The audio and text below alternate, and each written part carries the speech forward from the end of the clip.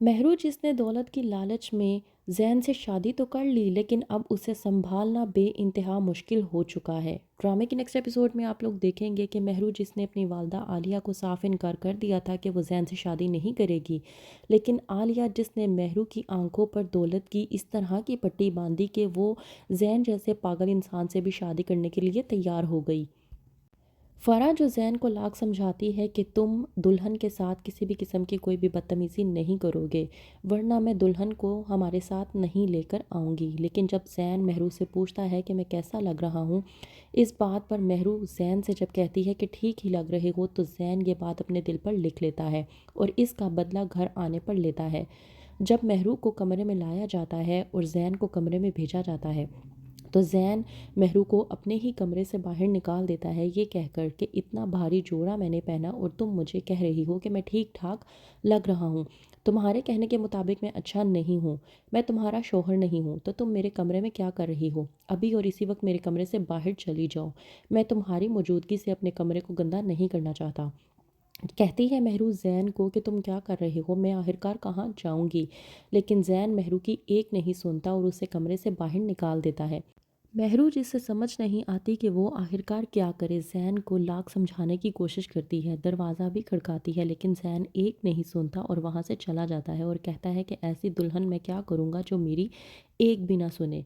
महरू जिसने आलिया के कहने पर ज़ैन से सिर्फ इसलिए शादी की थी कि अगर वो पागल इंसान है तो सारी ज़िंदगी महरू के नीचे दब कर रहेगा, लेकिन ज़ैन की ये हरकत देखने के बाद महरू को पहले ही दिन पछतावा होने लगता है कि उसने शायद ज़ैन से शादी करके बहुत बड़ी गलती कर दी है।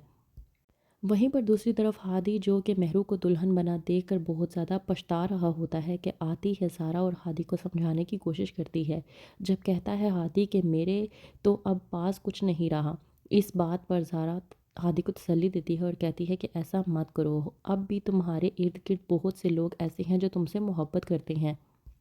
आलिया ज़ारा और हादी की नज़दीकियों को भी बर्दाश्त नहीं कर पा रही। आलिया जिसका कहना ये है कि महरू की शादी एक बार हो लेने दो, फिर देखना ज़ारा कि मैं पर ऐसे काटूंगी कि वो सारी ज़िंदगी याद रखेगी कि वो आखिरकार क्या करने की कोशिश कर रही है।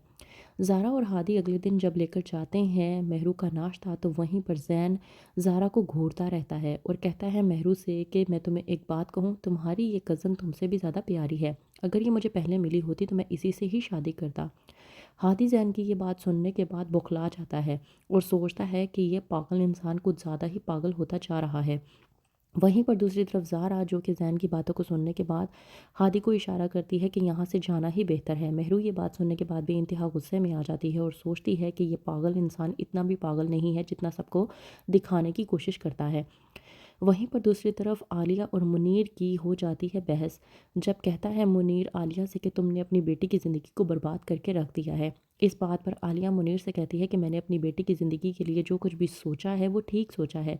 अब आप खुद सोचें, आपका वो फटीचर सा जो भतीजा है हादी, वो हमारी बेटी को ये सब कुछ ना दे पाता जो कुछ हाँ मेरी बेटी को इस वक्त मिल चुका है। मुनीर आलिया से कहता है कि तुम पागल हो चुकी हो, तुमने महरू की आंखों पर दौलत के लालच की पट्टी बांध दी है और जिस रास्ते से तुमने उसे ये दौलत दिलाई है ना, वहाँ पर सुकून नहीं बल्कि कांटे ही कांटे हैं।